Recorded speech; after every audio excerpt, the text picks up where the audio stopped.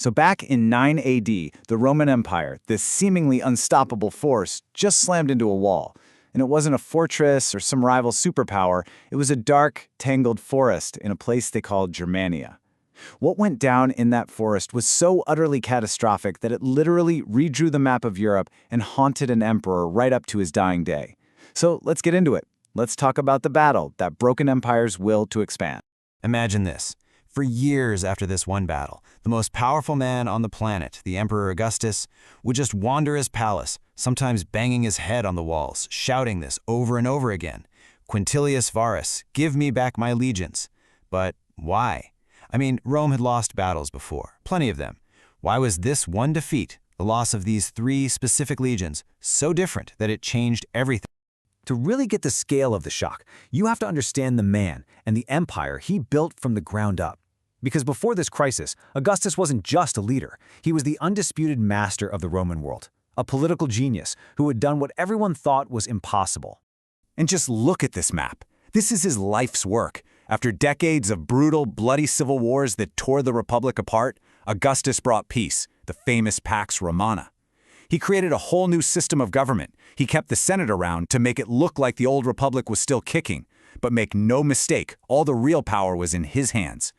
And with that power, he started pushing Rome's borders out, creating what really was an invincible superpower. The guy was a master of reform. He took the army and turned it from a bunch of citizen soldiers into a full-time professional fighting force, loyal only to him. As I said, he played the Senate like a fiddle, letting them feel important while he held all the cards. And he was constantly expanding, conquering new lands and, crucially, securing vital resources like the grain from Egypt that fed Rome. Augustus had built a political and military machine that seemed like it could do anything. But there's always a but, isn't there? There was this one frontier that just kept pushing back, the huge, wild, forested lands on the other side of the Rhine River.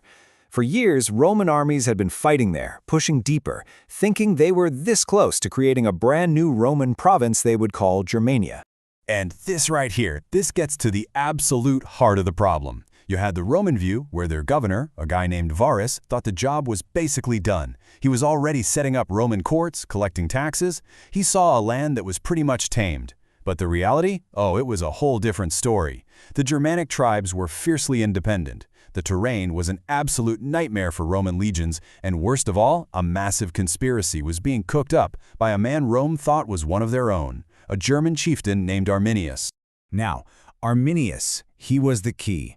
He knew Roman tactics inside and out because he'd actually served in the Roman army. He was a trusted ally. And that's what made him so unbelievably dangerous. In the fall of 9 AD, he used every bit of that knowledge to spring one of the most brilliant and devastating ambushes in all of military history. So here's how it went down. Varus gets these reports, almost certainly fake and fed to him by Arminius, about some small-time local rebellion.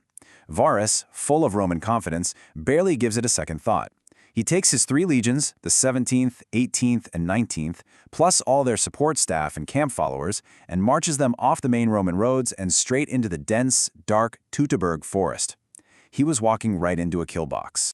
It was just a total nightmare, unfolding in these brutal stages. First, the Roman column, stretched out for miles and bogged down by pouring rain, was the perfect target. The Germans hit them with these lightning-fast surprise attacks, creating pure chaos. For 3 agonizing days, the Romans are just relentlessly harassed. They can't form up into their famous battle formations. They're exhausted, they're terrified. Finally, Arminius expertly funnels the few survivors into a bottleneck, a trap within a trap, and there, the last of them are just wiped out. The sheer scale of the loss is hard to comprehend, but it's the personal stories that really bring it home. This is the tombstone of a man named Marcus Caelius. He was a high-ranking centurion, a decorated veteran.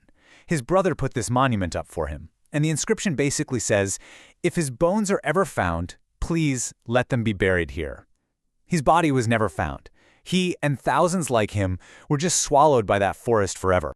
When the news of this total annihilation finally trickled back to Rome, it wasn't just bad news. It was sheer panic.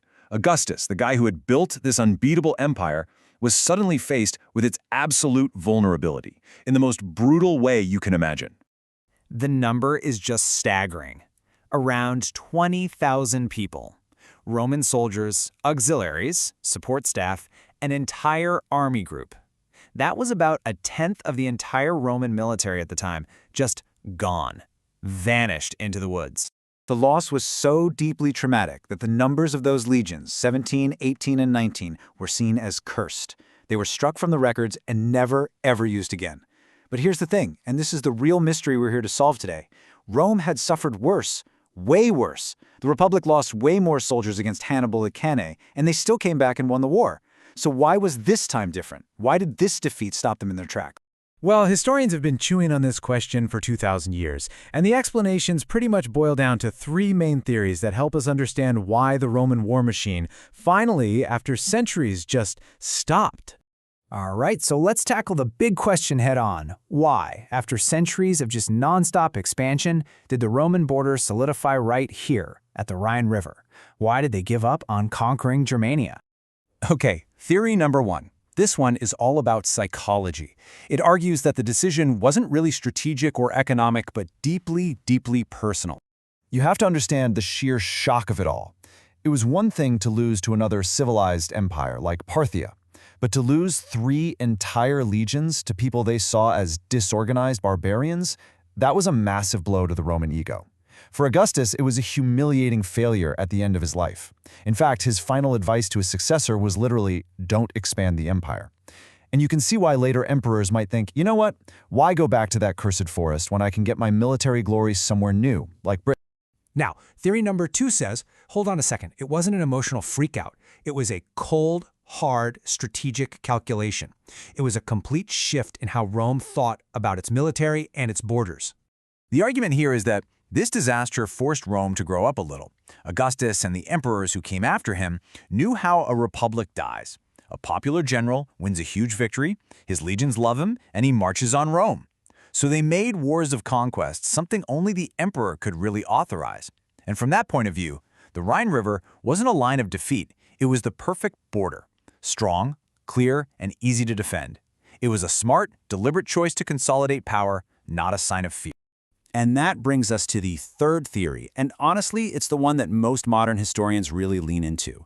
It says the real reason Rome stopped had almost nothing to do with trauma or military strategy. It was all about the boring stuff, political and economic reality. Or, to put it bluntly, Germania just wasn't worth the trouble. Okay, so check this out. Rome had a playbook for how it controlled its vast empire. They didn't rule by force alone. That's way too expensive. They ruled by making deals with the local powerful families, the elites in places like Gaul or Spain. They'd let them keep their power as long as they kept the peace and collected taxes for Rome. But in Germania, that class of people didn't really exist. There was no big, established aristocracy to partner with. There were no major cities to conquer, no massive farms to tax. Rome's entire model of conquest, their superpower, was basically useless there. It would have meant endless war for a land that offered them almost nothing in return. So in the end, we're left with this really fascinating question. The Battle of the Teutoburg Forest was, without a doubt, a stunning, brutal military defeat. But maybe the true border of the Roman Empire wasn't drawn in the blood of its soldiers. Maybe it was defined by the very nature of a society that Rome's operating system just couldn't compute. The Rhine became the border, not because Rome couldn't physically cross it, but because what lay on the other side was something it could never truly understand, and therefore could never truly hold.